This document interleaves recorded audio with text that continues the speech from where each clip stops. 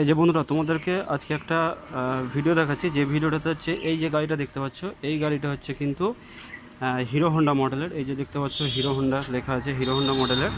তো এই গাড়িটার অনেক অনেক বয়স হয়ে গেল। আর এটা হচ্ছে ইউরো 2 মডেলের আর কি গাড়ি।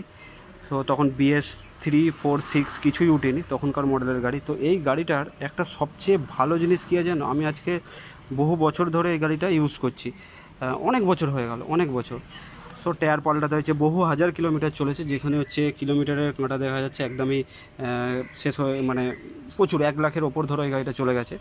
তো এই গাড়িতে সত্যি কথা বলতে বছরে যে খরচটা, সেই খরচটা ধরতে গেলে তুমি যদি ক্যালকুলেশন করো, মানে পার ডে তোমার দেখা যাবে যে এই গাড়িটা মানে 1 থেকে 2 টাকা তোমার হচ্ছে কস্ট পড়ছে সারা বছরে, যা আর কি খরচ হয়, বা খুব জোর হলে 10 টাকা মাসে আর কি। আর দিনে তো তোমার 1 টাকার চেয়েও কম মনে হবে।